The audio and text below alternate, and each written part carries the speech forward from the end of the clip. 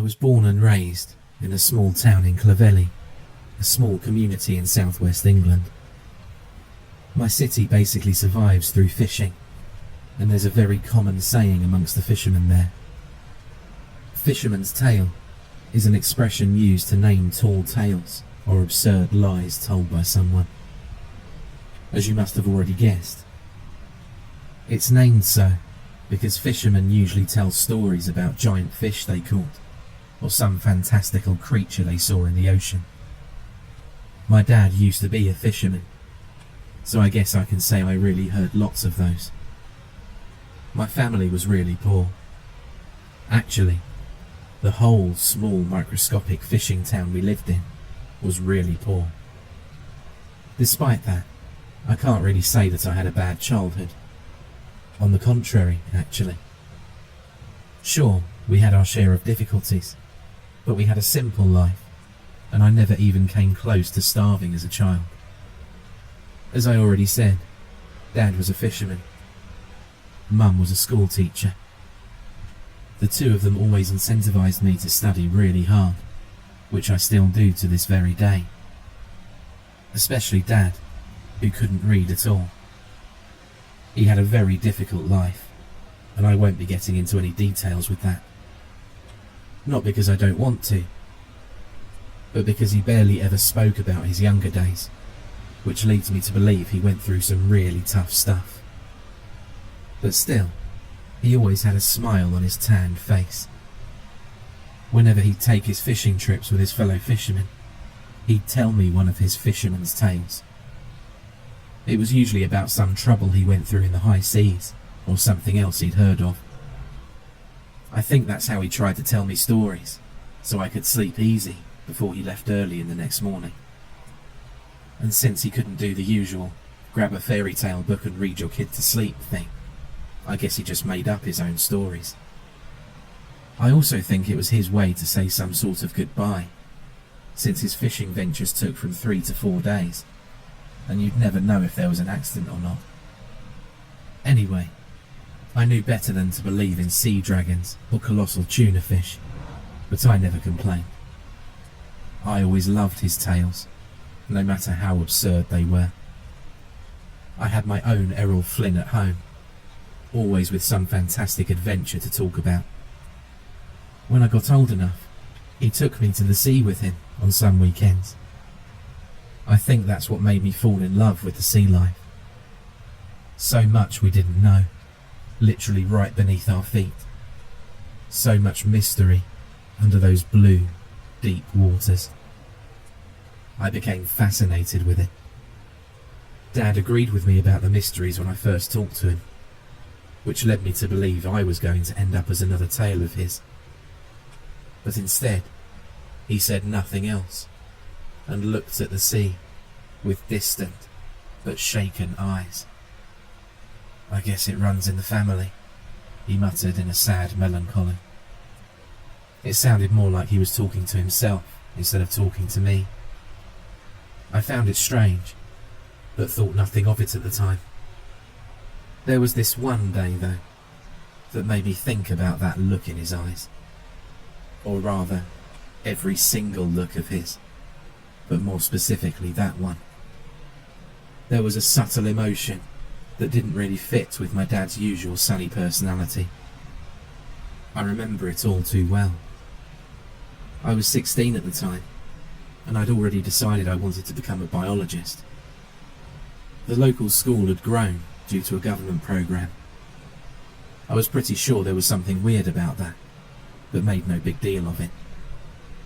I had better education and a real shot at life because of it, so it didn't matter. I was the best student at the school at the time, since I was dedicating myself to getting into a good university in any way I could. That night, at dinner, Dad was acting weird. He was silent. Usually, he'd always be telling Mum jokes, making her slam the table as she laughed. But not that night. That night, he kept quiet, with a shocked look on his face, almost as if he'd seen a ghost. He was going to leave on one more of his fishing ventures at high seas the next morning, so I expected a tale. Nothing. When we finished dinner, he kissed Mum very softly on her cheek, almost as if he was saying his last goodbyes.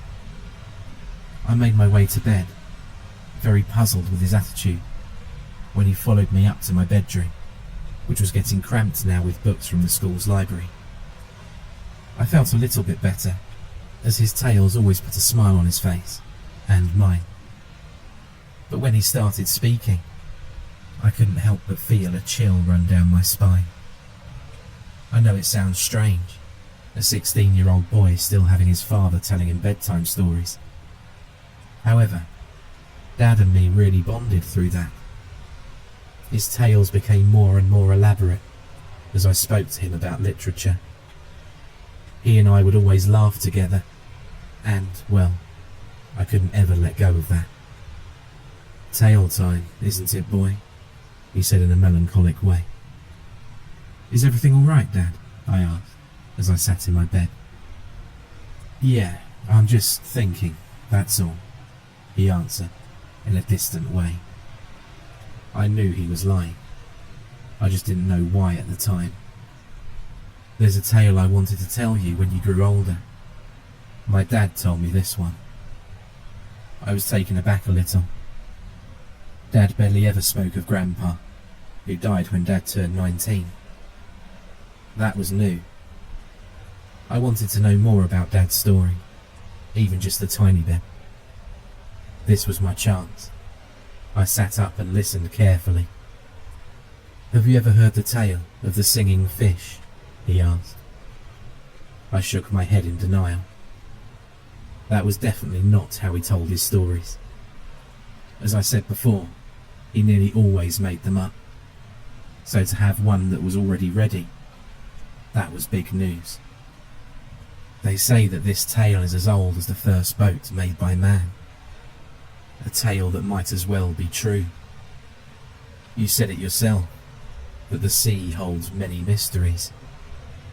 It's said that deep in the sea lives a form of fish that was born to trick sailors. One so diabolical that it makes the biggest of sharks look friendly. They call it the singing fish. As silly as it sounds, the singing fish is the most dangerous thing to ever come to life. It has a tail like a dolphin. You know, fins to the sides. He was talking about the horizontal fins, I thought. I found it strange. It wasn't unheard of to see dolphins off the coast of southwest England due to the warm waters, that's true, but nowhere near where the people of my town went fishing. So how did his dad know that?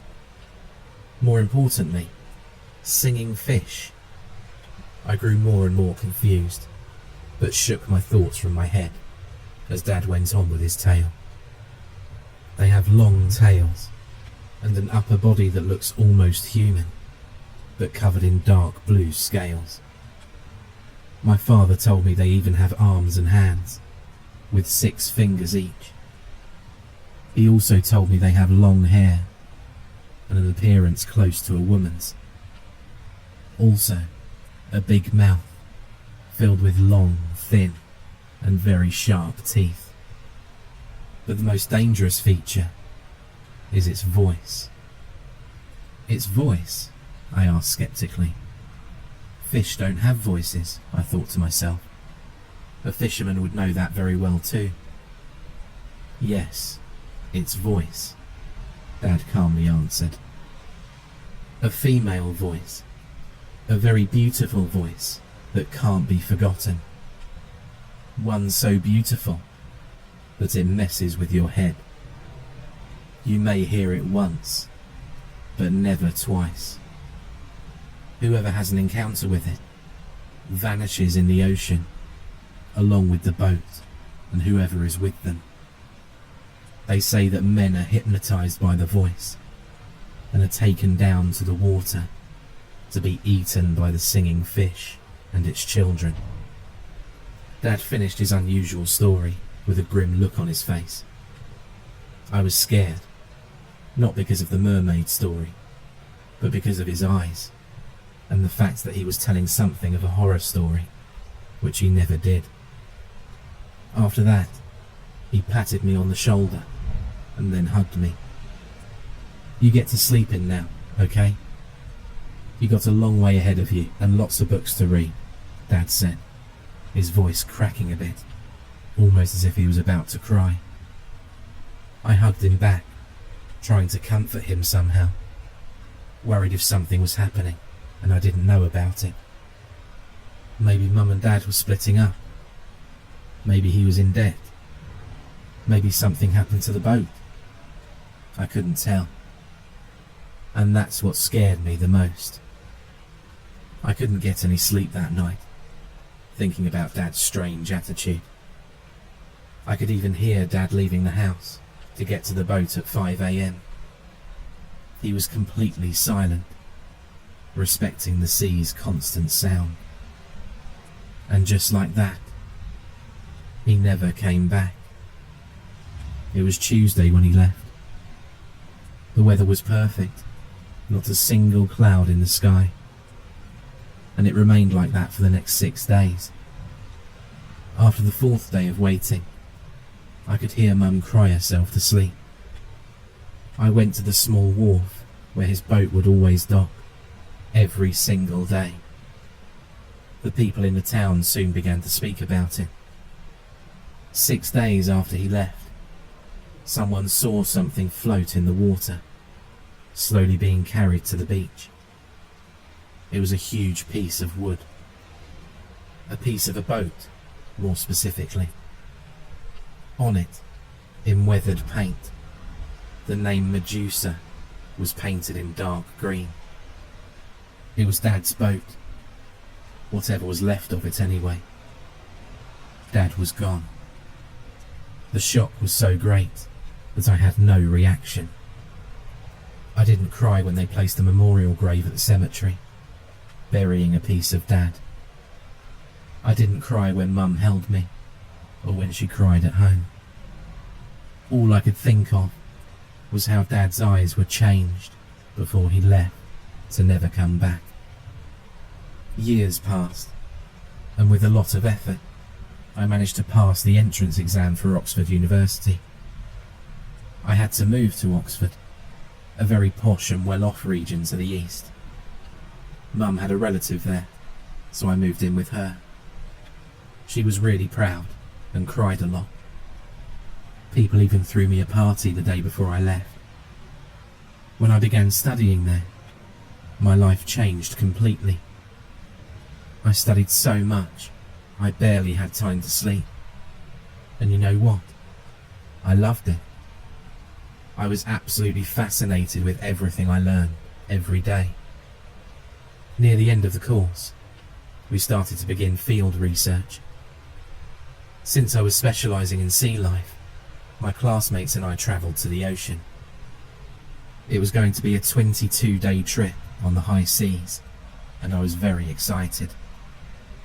It kind of reminded me of when Dad used to take me there on the weekends. By then, I'd started to ignore the memory of that particular tale, making room of the fond memories I had of him. When we got to the sea, we started researching right away. Nothing other than the usual. Samples of zooplankton, deep sea fish, and even sea turtles if we got lucky. We also had a lot of fun in the ship, making fun of those that got sick in the first 3 days into sea. It was all great, until the night of the 5th day. We were discussing part of our research until we kind of lost track of time. After seeing it was 2 a.m, we decided we needed to sleep. It was a tiring trip, since we had to stay in the boat's built-in lab most of the time. I was about to fall asleep when one of my colleagues came next to my bed and sprung me awake, shaking me. "Hey, do you hear that?" he whispered. Oh great, he had no problem waking me up, but waking up the others was completely out of the question. "Heard what?" I answered, kind of groggy, profoundly irritated. "This humming," "There's someone singing," he whispered again. He sounded thrilled and excited, which was not only strange, but a bit creepy. "Dude, go to sleep. It's really late," I said, rolling to the opposite side. I heard nothing other than someone snoring and the subtle sound of the water touching the boat's sides. He shook me again, this time more vigorously. I was about to tell him to get lost, when I actually heard a distant voice too, humming some tune. It was a beautiful female voice, a nice baritone, that not only sprung me out of my lethargic and sleepy state, but also rang all of the danger alarms in my head. Something was way, way off here. I knew everyone in that boat for years now, and no one there knew how to sing, especially not the girls. I got up and held his shoulder as he tried to go outside. "Don't go outside," I said in a surprisingly desperate tone. I didn't hold my voice back and didn't notice how loud I was. Everyone else woke up, mostly complaining about how it was too late for pranks or games. They all stopped complaining when the voice began to sing instead of humming. My heart began to pound. No, wasn't that just a fisherman's tale?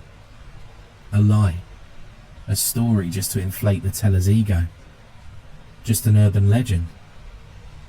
"Hey, who's singing? Did someone leave music playing or something?" one of the girls asked, in a sleepy yet surprised tone. "No," said another girl. "The sound's coming from outside.